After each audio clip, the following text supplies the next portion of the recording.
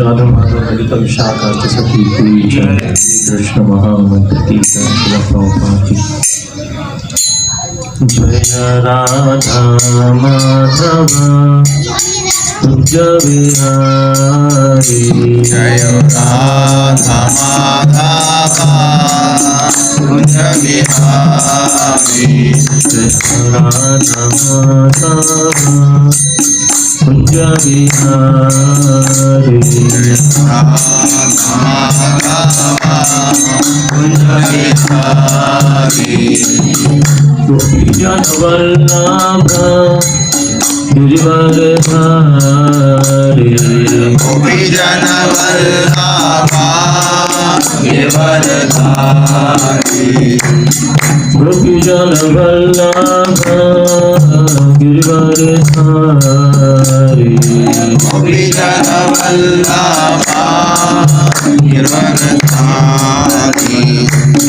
यशोदनंदन ब्रज जन रंजन।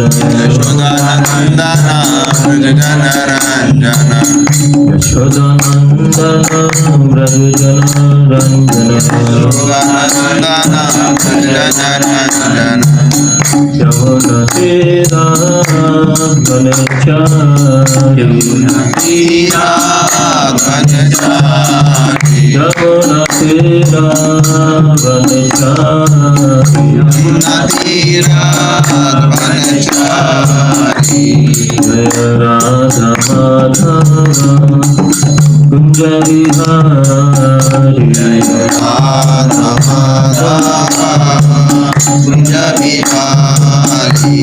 हरे कृष्ण कृष्ण कृष्ण हरे हरे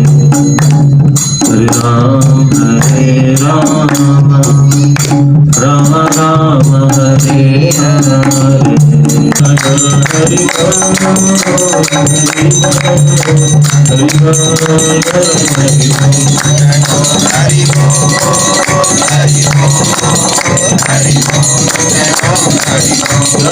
जय प्रभुपाद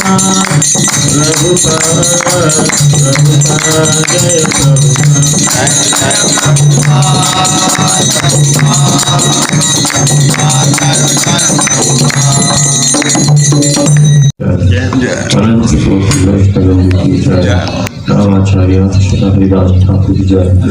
ओम नमो भगवते वासुदेवाय। ओम नमो भगवते वासुदेवाय।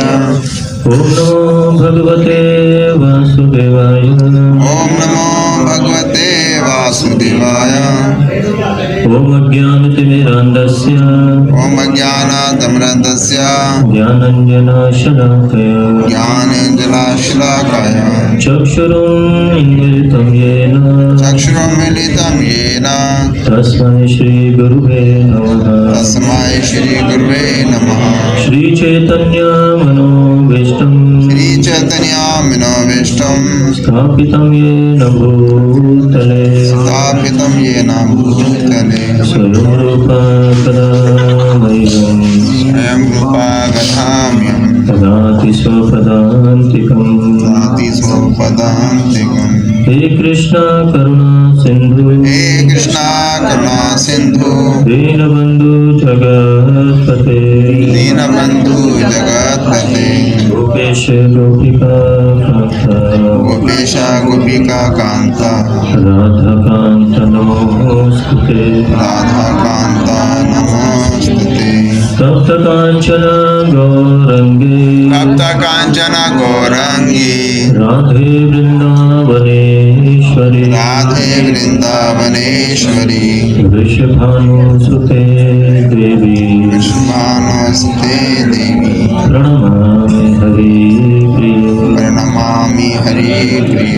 जय श्री कृष्ण चैतन्य जय श्री कृष्ण चैतन्य प्रभु नित्यानंद प्रभु नित्यानंद श्री अद्वैता गदाधर कृपासरि गौर भक्तवृंद। हरे कृष्ण हरे कृष्ण कृष्णा कृष्ण कृष्ण हरे हरे कृष्णा कृष्णा हरे हरे हरे राम हरे राम हरे राम राम राम हरे हरे राम हरे हरे वाञ्छाकल्पतरुभ्यश्च वाञ्छाय कल्पतरुभ्यश्च कृपा सिन्धुभ्येव च पतितानां पावनेभ्यो कीर्तनं भावनेभ्यो वैष्णवेभ्यो नमो वैष्णवेभ्यो नमो नमः नमो विष्णुपदाय कृष्णपक्षाय श्रीमते भक्तिवेदान्त स्वामी नमस्ते सरस्वती देवी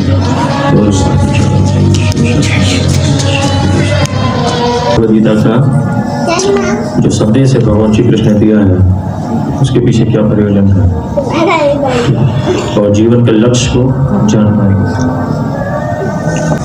सतयुग, त्रेता युग, द्वापर युग और कलयुग, 4 युग। इन चारों युगों में ये गीता का ज्ञान मौजूद था। वहाँ पर सबसे पहले भगवान ने ये ज्ञान, और गीता के अंदर भगवान ये प्रमाण देते हैं। ऐसा नहीं कि गीता का ज्ञान जब भगवान कृष्ण आए तो कृष्ण ने सुनाया, ऐसा नहीं था। भगवद गीता का ज्ञान त्रेता युग में भी था, सतयुग में भी था। जब राम भगवान आए तभी भी भगवद गीता का ज्ञान था। तो सबसे पहले ज्ञान सूर्य देव को दिया भगवान ने। ठीक, इमं विवस्वते योगम प्रोक्तवान अहम अव्ययम विवस्वान मनवे प्राह मनुष्वाकवे कप्रवे। तो सबसे पहले सूर्य के देवता जो विवस्वान है उनको मैंने ये दिव्य संदेश दिया। और उसके बाद जब सूर्य देव के बाद ये परंपरा आगे चलती है गीता की, दिव्य ज्ञान की, तो सूर्यदेव ने अपने पुत्र विवस्वती मनु को दिया, और विवस्वती मनु ने फिर आगे इसको इक्ष्वाकु को दिया। इक्ष्वाकु जो है वो सूर्य वंश में आए। भगवान राम कौन से वंश में आए? सूर्य वंश में। तो इक्ष्वाकु को जब ये ज्ञान मिला उसकी कैलकुलेशन यहाँ बताई गई है। और भगवान श्री कृष्ण भगवद गीता में उसके प्रपोड़ में श्रील प्रभुपाद जी वर्णन करते हैं। तो लगभग 12 करोड़ 4 लाख साल पहले, हम अंदाजा नहीं लगा सकते। अभी के जितने मुख्य जो रिलीजन है वो सब का सम्मान है, और वो रिलीजन ज्यादा 1500 साल पहले, है ना, 2500 साल पहले, और ऐसे 3000 साल पहले प्रकट हुए, ऐसे ही है ना। लेकिन हम देखते हैं ये गीता का संदेश कितना विशेष है, जो कि 12 करोड़ 4 लाख साल पहले इक्ष्वाकु को दिया गया सूर्यदेव के पुत्र के माध्यम से, है या नहीं? सूर्यदेव को तो बहुत पहले भगवान कृष्ण ने सुना दिया था, और अर्जुन को तो भगवद गीता में अभी सुना है 5,500 साल में लगभग। तो हम देख सकते हैं कि कृष्ण भगवान की जो इंटेलिजेंस है ना, जैसे भगवान शब्द अगर बोलते हैं, पराशर मुनि जो है वेदव्यास मुनि के पिता है। तो पराशर मुनि ने भगवान शब्द की व्याख्या बताई है, जिसको भगवान की डेफिनेशन बोलते हैं, है ना। भगवान जो हम बोलते हैं ना, भगवान भगवान भगवान भगवान, तो उसकी डेफिनेशन पराशर मुनि ने बताई। ठीक है, तो वो उसके अंदर 6 अपोनेंट्स बताए भगवान के, है ना। पद्म पुराण के अंदर भी ये श्लोक आता है, ऐश्वर्यस्य समाग्रस्य यशस्य श्रेयस्य। तो षड्भगाती अंगना, मतलब इसके अंदर बताया गया है कि 6 ऐश्वर्य जिसके अंदर होते हैं वो भगवान, उसको बोलना चाहिए, वो भगवान माना जाता है। तो सबसे ज्यादा जो है दौलतमंद है, सबसे ज्यादा ताकतवर है, ठीक है, और सबसे ज्यादा इंटेलिजेंस जिसके पास, ज्ञानी हो, फुल ऑफ नॉलेज, और सबसे ज्यादा वैरागी हो, और सबसे ज्यादा ऐश्वर्यशाली हो, यशस्वी, सबसे ज्यादा यशस्वी, जिसकी कीर्ति हर जगह पर, ऐसा किसी का नहीं होता है कि नहीं, और सबसे ज्यादा सुंदर है। तो ये 6 हो गए, ठीक है।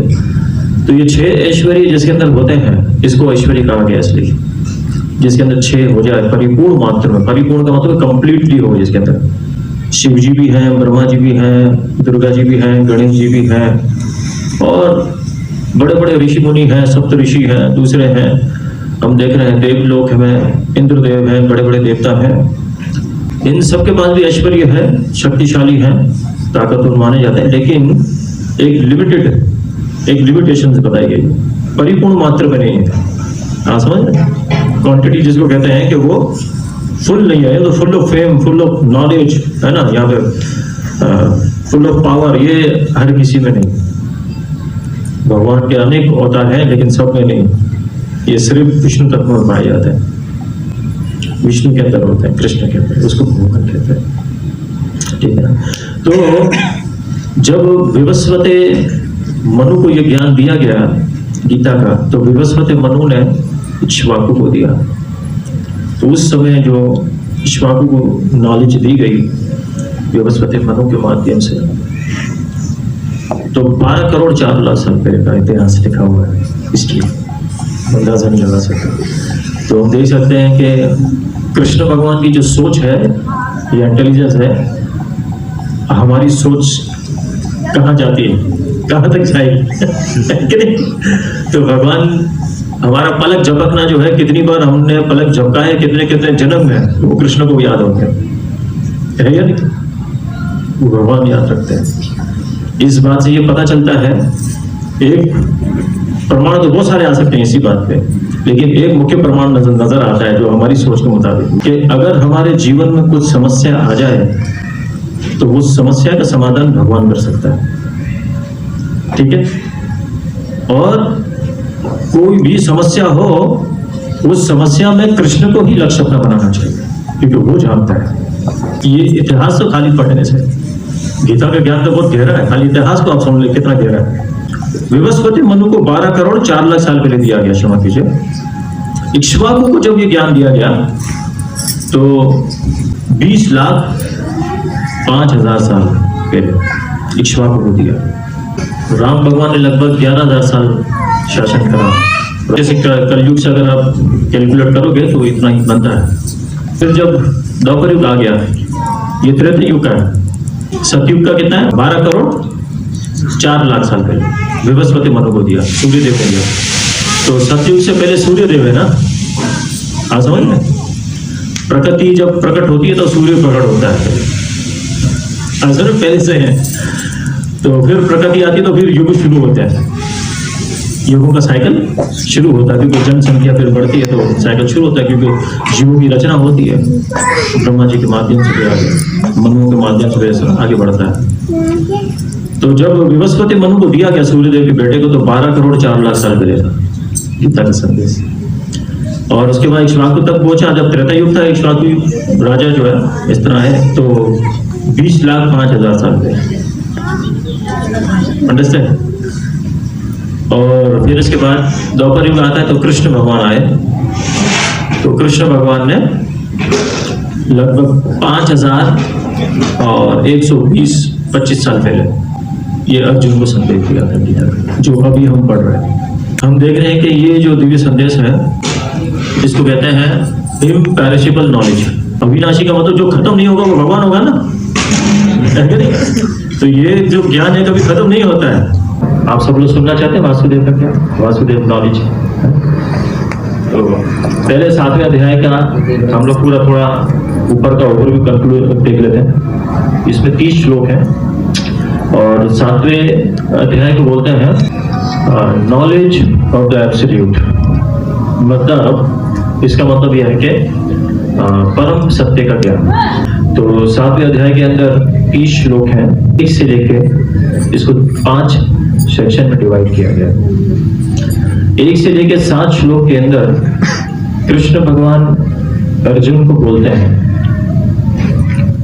एक लाइन में, एक सेंटेंस के अंदर बताया गया, ठीक है ना। 1 से लेके 7 श्लोक में क्या चीजें डिफाइन की है कृष्ण भगवान ने।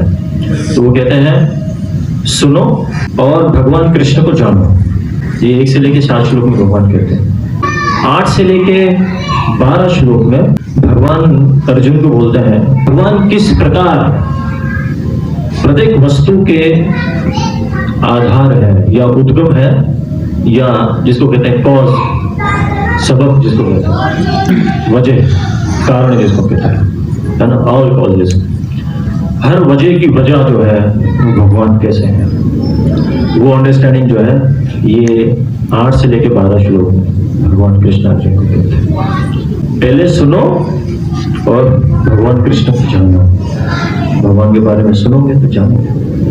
ठीक है, फिर 8 से लेके 12 में भगवान किस प्रकार प्रत्येक वस्तु के आधार है, हर चीज के भगवान प्रोवाइडर है, प्रेसिडेंट है, कंट्रोलर है। ये 30 श्लोक सारे कृष्ण नहीं बोले, इसमें अर्जुन ने एक भी सवाल नहीं किया।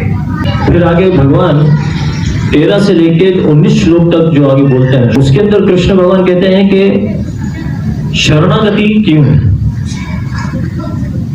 एक ये सवाल है कि भाई सरेंडर, सबका सवाल है कि नहीं, सरेंडर करें तो किसको करें और क्यों। सोच बताते हैं कि कौन मेरी शरण में आते हैं, कौन मेरी शरण में नहीं आते।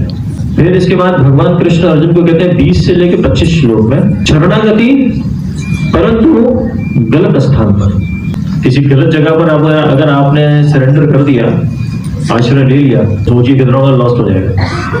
26 से लेके 30 श्लोक तक, लास्ट 4 श्लोकों में कृष्ण भगवान आगे कहते हैं ब्रह्म का कारण और मुक्ति का उपाय कैसे है, इसके बारे में डिस्क्राइब किया भगवान ने इन 4 श्लोकों में। आखिरी किया, इसको कहते हैं 7वां अध्याय, the knowledge of the absolute, परम सत्य।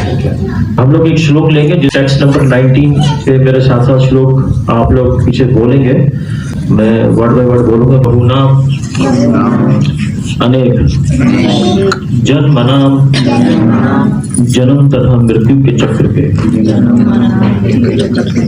अंते अंत में ज्ञानवान ज्ञानी मां मेरी प्रपद्यते शरण ग्रहण करता है।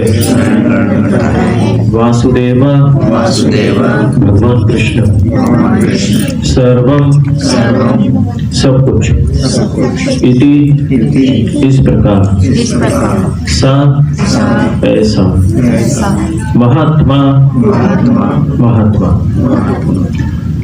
सुदुर्लभम अत्यंत दुर्लभ है। तो मैं पूरा श्लोक बोलूंगा। बहुनाम जन्मनामन्ते, बोलिए, बहुनाम जन्मनामन्ते ज्ञानवान मां प्रपद्यते, ज्ञानवान मां प्रपद्यते। वासुदेव सर्वम् इति, वासुदेव सर्वम् इति सा महात्मा सुदुर्लभः, सा महात्मा सुदुर्लभः। तो मेरे साथ साथ ट्रांसलेशन बोलेंगे जिसको तर्जुमा कहते हैं। इस ये जो श्लोक हमने पढ़ा इसका ट्रांसलेशन बोलिए। अनेक जन्म जन्मांतर के बाद जिसे सचमुच ज्ञान होता है, वह मुझको समस्त कारणों का कारण जानकर मेरी शरण में आता है। ऐसा महात्मा अत्यंत दुर्लभ होता है। ये कौन स्टेटमेंट दे रहा है? कृष्ण बोल रहे हैं। ठीक है, श्लोक बताइएगा, करा देंगे। 19वां श्लोक 7वें अध्याय का। तो मैं इसका परपोर्ट पढ़ूंगा, ठीक है, आप लोग ध्यान से सुनिए। भक्ति या दिव्य ज्ञान अनुष्ठानों को करता हुआ जीव अनेक जन्मों के पश्चात इस दिव्य ज्ञान को प्राप्त कर सकता है। आत्म साक्षात्कार का चरम लक्ष्य श्री भगवान है। आत्म साक्षात्कार के प्रारंभ में जब मनुष्य भौतिकता का परित्याग करने का प्रयत्न करता है, तब निर्विशेषवाद की ओर उसका झुकाव हो सकता है। समझ में आना है? फंस सकता है वो कहीं भी। और किंतु आगे बढ़ने पर वे ये समझ पाता है कि आध्यात्मिक जीवन में भी कार्य है और इन्हीं से भक्ति का विधान होता है। इसकी अनुभूति होने पर वे भगवान के प्रति आसक्त हो जाता है और उनकी शरण ग्रहण कर लेता है। इस अवसर पर वे समझ सकता है कि श्री कृष्ण की कृपा ही सर्वस्व है। वे ही सब कारणों का कारण है और ये जगत उनसे स्वतंत्र नहीं है। वे इस भौतिक जगत को आध्यात्मिक विविधताओं का विकृत प्रतिबिंब मानता है और अनुभव करता है कि प्रत्येक वस्तु का परमेश्वर कृष्ण से संबंध है। इस प्रकार वे प्रत्येक वस्तु को वासुदेव श्री कृष्ण से संबंधित समझता है। इस प्रकार की वासुदेवमयी व्यापक दृष्टि होने पर भगवान कृष्ण को परम लक्ष्य मानकर शरणागति प्राप्त होती है। ऐसे शरणागत महात्मा दुर्लभ है। इस श्लोक की सुंदर व्याख्या श्रुतस्तुतर उपनिषद में मिलती है। तो एक उपनिषद का श्लोक दिया है, तो उसका ट्रांसलेशन हम पढ़ेंगे। छंदोग्य उपनिषद के अंदर भी बताया गया है, कहा गया है, ना वे वाचो न चक्षुषम न क्षेत्राणि न मनसत्य चक्षुते प्राण इति एव चक्षते प्राणो एवतानि सर्वाणि भवन्ति। जीव के शरीर की बोलने की शक्ति, अब देखिए मुख्य बात यहाँ पे आती है। हमारे शरीर की जो बोलने की मुख्य शक्ति है, देखने की शक्ति, सुनने की शक्ति, सोचने की शक्ति ही प्रधान नहीं है। समस्त कार्यों का केंद्र बिंदु, सेंटर जो है, तो ये जीवन प्राण है। इसी प्रकार भगवान वासुदेव या भगवान श्री कृष्ण ही समस्त पदार्थों में मूल सत्ता है। इस देह में बोलने, देखने, सुनने तथा सोचने आदि की शक्तियां हैं, किंतु यदि वे भगवान से संबंधित न हो तो वे सभी जाया है, व्यर्थ है। वासुदेव सर्वव्यापी है और प्रत्येक वस्तु वासुदेव है। अतः भक्त पूर्ण ज्ञान में रहकर शरण ग्रहण करता है। पहले स्कंद 7वां अध्याय और 4 श्लोक के अंदर श्रीमद् भागवत के अंदर, जिसके अंदर भक्ति की महिमा के बारे में वर्णन करते हैं। वो कहते हैं, भक्ति योगेन मनसि सम्यक प्रणव वितेय मले आपश्यतां पुरुषं पूर्णं मायं च तद आश्रयाम।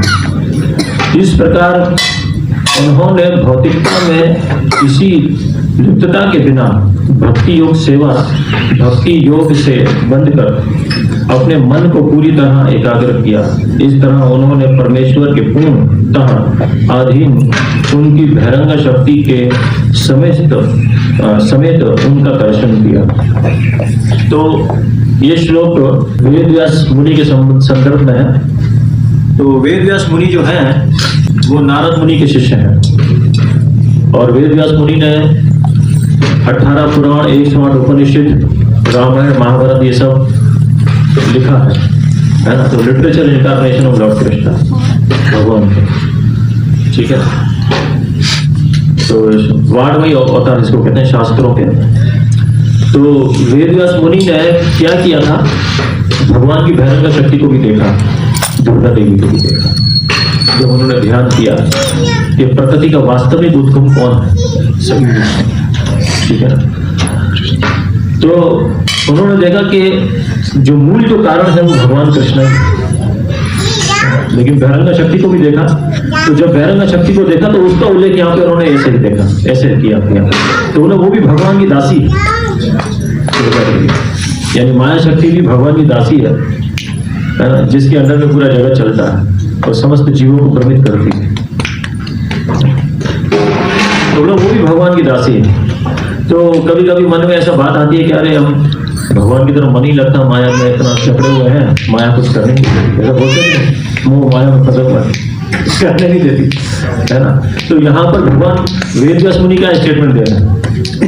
वेदव्यास मुनि ये कह रहे हैं कि अगर आपको वसुदेव परम भगवान का दर्शन या उनका सही रूप में उनके ज्ञान को समझ आ जाए, भगवान का दर्शन करो उसी ज्ञान के माध्यम से सेवा करो, तो समझ में आ जाएगी कि मूल उद्गम कौन है, भगवान है और हम सब भगवान के दास हैं। तो दुर्गा देवी से लेकर शिव जी से लेकर सब लोग भगवान के नित्य दास हैं। ये समझना है। तो शरणागत किसके होना चाहिए? भगवान के। ये ज्ञान होना चाहिए, वासुदेव सर्वमिति। तो भागवत में यहाँ पर एक श्लोक के अंदर वर्णन किया गया दूसरे, जिसके अंदर बोलते हैं, ये भी पहले स्कंद के अंदर ही आता है, दूसरे अध्याय के अंदर 28वां 29वां श्लोक। इसमें भगवान वासुदेव की चर्चा होती है। वासुदेव परा वेद, वासुदेव परा मखः, वासुदेव परा योगा, वासुदेव परा क्रिया, वासुदेव परम ज्ञानम, वासुदेव परम तपा, वासुदेव परो धर्मो, वासुदेव परा गति। हर चीज वासुदेव वासुदेव वासुदेव वासुदेव वासुदेव। जो ये जान ले कि वासुदेव ही हर कारण की कारण है, हर वजह की वजह है, वो महात्मा है।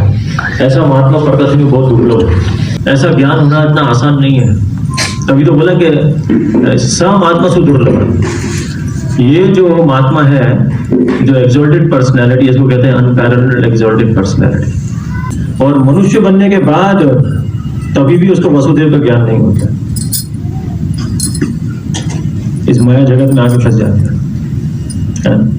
और फिर इसे कारण से क्या करता है वो, उसको बोलते हैं वो कर्मी कर्म करता है उसको। तो कर्मी हो जाते हैं वो, अपनी मर्जी से आएंगे, अपनी मर्जी से प्रणाम करते हैं, अपनी मर्जी से अगरबत्ती चलाते हैं, अपनी मर्जी से नारियल फोड़ते हैं, अपनी मर्जी से उत्सव मनाते हैं, अपनी मर्जी से खाना खाते हैं, अपनी मर्जी से सोते हैं, हर चीज अपनी मर्जी से करते हैं। थोड़ा थोड़ा भगवान का भजन, वो भक्ति नहीं है, वो कर्मी है, उसको कर्मी कहते हैं लोग। समझ, भगवान की भक्ति नहीं होती।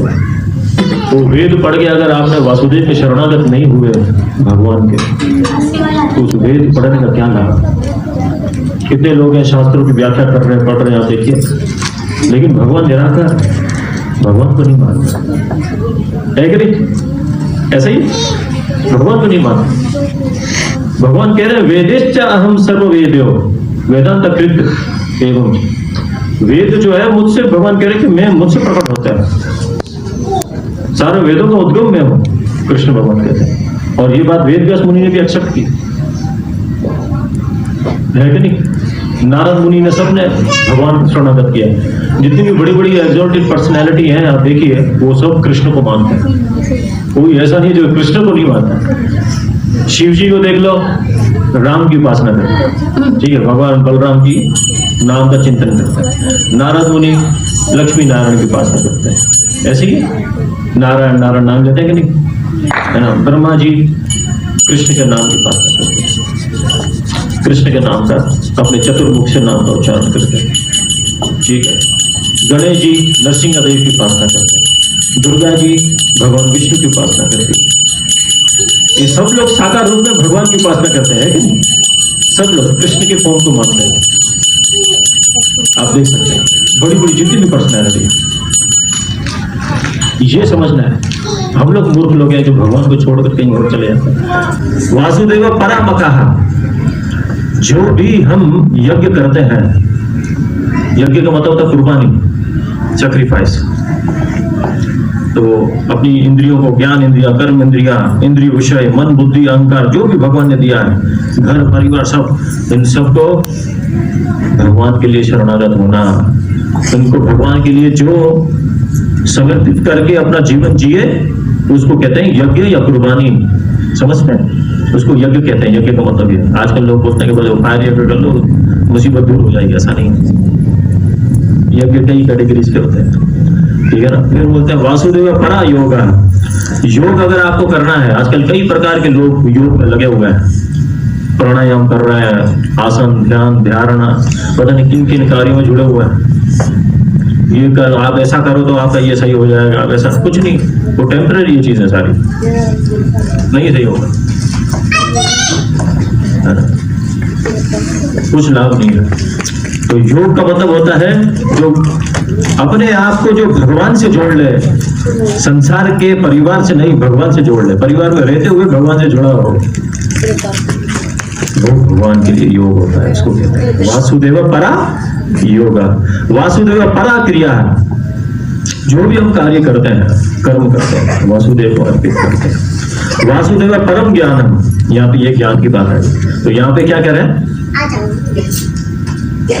जो वासुदेव के ज्ञान को जान लेता है वो वासुदेव है। तो यहाँ पे कह रहे हैं ज्ञान अगर आपको समझना हो तो वासुदेव, कृष्ण के ज्ञान को सुनना। वासुदेव परम तपा, तो वासुदेव परम तपा का मतलब होता है कि तपस्या करना। तो अभी कथा सुनना भी तपस्या है कि नहीं?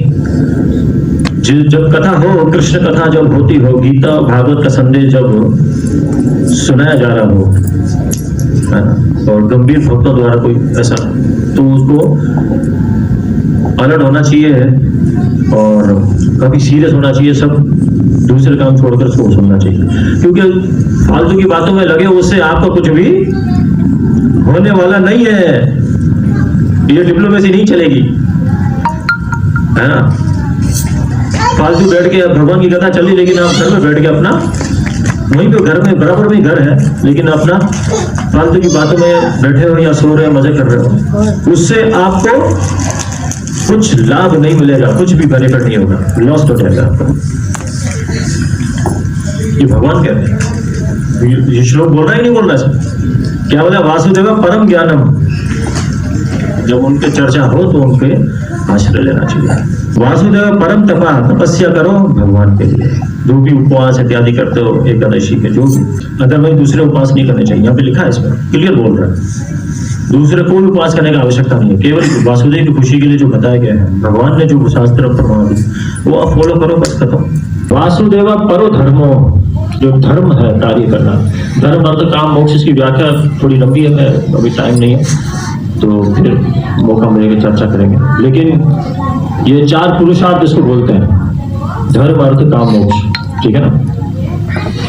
तो संक्षेप में बोल देता है कि अर्थ का मतलब होता है कि दौलत या धन के पीछे लोग पागल है, ठीक है ना। और धन कमाने के लिए क्या चाहिए? काम। काम का मतलब डिजायर, इच्छाएं चाहिए, उसके बगैर तो नहीं कमा सकोगे, वो इच्छा चाहिए।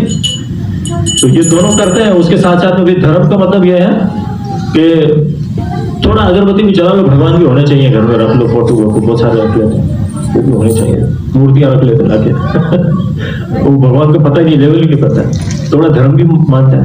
और फिर आखिरी में भी चिंता करता है, बस ये करने से मोक्ष हो जाएगा, तो मोक्ष हो गया भाई।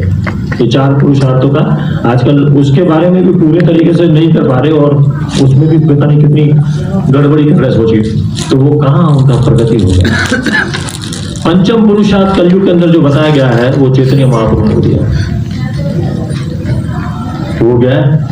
हरे कृष्णा कृष्णा कृष्णा हरे हरे, हरे राम राम राम हरे हरे। ये महामंत्र का जप करना और गीता भागवत को सुनना और कृष्ण प्रसाद खाना, समझ रहे हैं? भगवान का प्रसाद खाना ये योग में आता है, इसको भक्ति योग कहते हैं। कृष्ण का प्रसाद, इसको कहते हैं डाइट, ठीक है ना। तो ये पंचम पुरुषार्थ, 5 चीजें बोली चैतन्य महाप्रभु, इसको पंचम पुरुषार्थ है। साधु सेवा नाम कीर्तन भागवत श्रवण, मथुरा वास श्री श्रद्धाय सेवन, बुद्धिर सेवन। साधु संग करना, नाम कीर्तन करना, जैसे अभी हम कर रहे हैं, साधु संग में नाम कीर्तन हो रहा है, भागवत का श्रवण भी हो रहा है ना। और जहाँ पे साधु संग है, नाम कीर्तन हो रहा है, भगवान के गीता भागवत का संदेश का पाठ होता है, वहां पर मथुरा धाम हो जाता है, वृंदावन प्रकट हो जाता है, अपने आप में भगवान का धाम है ना। और भगवान के अर्चे विग्रह की भी सेवा है, श्री मूर्ति और श्रद्धा है सेवा। ये 5 चीजें, इसको पंचम पुरुषार्थ कहते हैं कलयुग में। यहाँ पे ये बताया गया, वासुदेव परो धर्मो, वासुदेव परा गति। गति मतलब एक जीवन का लक्ष्य भगवत धाम जाना, जहाँ पे जन्म मृत्यु जरा व्याधि नहीं है। यहाँ पर ये श्लोक के अंदर ये होता है, वासुदेव पर वेदा, वासुदेव पर मता, वासुदेव पर योग, वासुदेव पर क्रिया, वासुदेव परम ज्ञानम, वासुदेव परम तपा, वासुदेव परो धर्मो, वासुदेव पर गति। प्रहलाद महाराज एक श्लोक में बोलते हैं, इसको बोल के समाप्त करेंगे। प्रहलाद महाराज कहते हैं, ओमार आचरित प्रज्ञो धर्मान भागवत, धर्मान भागवता न दुर्लभम मानुषम जन्म, दुर्लभम मानुषम जन्म तद अपि अध्रुवम अर्थदम।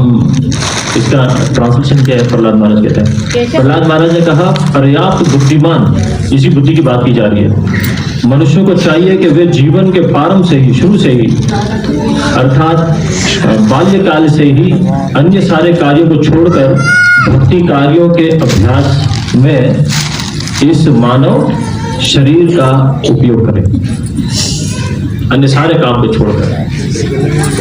प्रहलाद महाराज कह रहे हैं बाल्यकाल का मतलब होता है कि बचपन से, कौमार आचरित, 5 साल की उम्र से अपने बच्चे को ये वासुदेव के ज्ञान में लगाना, श्रवण कर। 5 साल की उम्र से सोचिए, तभी उनके अंदर आचरण आएगा। तो हम बस यहीं पे कथा को विराम देंगे भगवद गीता की शिक्षा को, और किसी का कोई सवाल है तो पूछ सकता है इसके विषय के ऊपर।